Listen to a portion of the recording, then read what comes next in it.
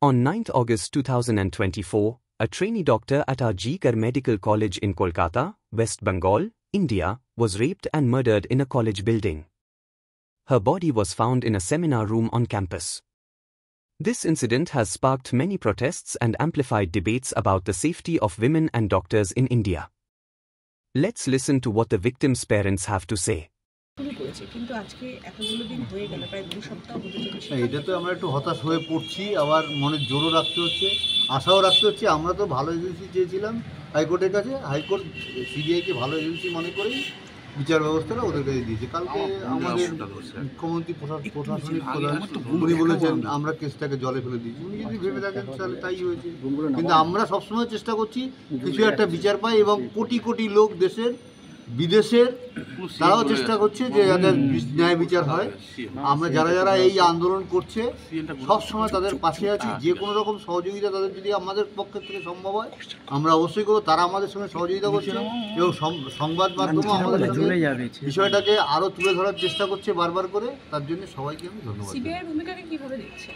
CBI একই কথা বলে যাচ্ছে, আমাদের যা ক্ষমতা আছে আমরা সর্বশক্তি দিয়ে চেষ্টা করছি।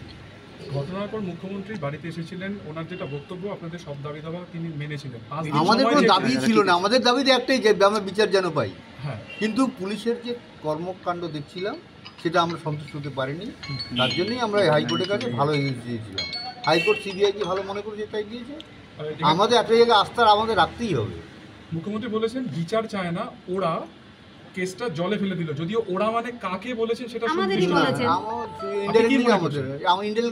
বলেছেন।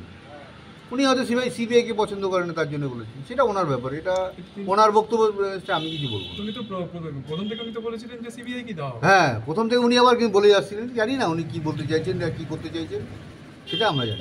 সিবিআই কে দাও মানে এতদিন ধরে মানে সন্দীপ ঘোষ প্রতিদিনই যাচ্ছেন সিবিআই নেওয়ার পরে। এটা তো এই প্রশ্নটা আমাদেরও একটা আছে, কেন কিছু ব্যাপার হয়তো সিবিআই আরও কঠোর কোনো প্রমাণ জোগাড় করার চেষ্টা করছে, সেই জন্য কিছু হয়তো গ্রেপ্তার করছে। সন্দীপ ঘোষের সত্যিই কোনো দোষ আছে কি মনে?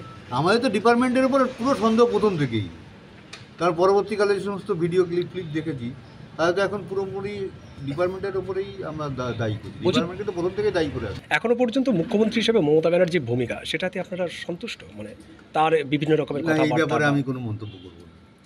উনি যেটা কালকে বলেছেন ওটা আমার ভালো লাগেনি। পরিবার চায় না বিচার, এটা কি? আমার মেয়ে চলে গেছে, আমি বিচার চাইবো না? দুনিয়ার কোটি কোটি লোক বিচার চাইছে আর পরিবার বিচার চায় না। কোটি কোটি বিশ্ব আমার মেয়ের পাশে দাঁড়িয়েছে, তারা এত আন্দোলন করছে এবং আমরা তাদের আন্দোলনকে সমর্থন করছি। এবং আমি চাইছি যে আমার মেয়ের যতদিন বিচার না পায় ততদিন যেন তারা সেই আন্দোলন চালিয়ে যায়। সেখানে উনি বলছেন পরিবার বিচার চায় না, এবং সে এটাও বলেছেন যে আন্দোলনকে জল আমার মনে হয় ওনার তো ছেলে মেয়ে নেই, তাই উনি সন্তানহারা বাবা মার যন্ত্রণাটা বুঝতে পারছেন না, তাই হয়তো উনি এই কথা বলছেন। কথা বলার মানসিকতা ওনার আসছে, এই ব্যাপারে আমরা আর কোনো মন্তব্য করবো না।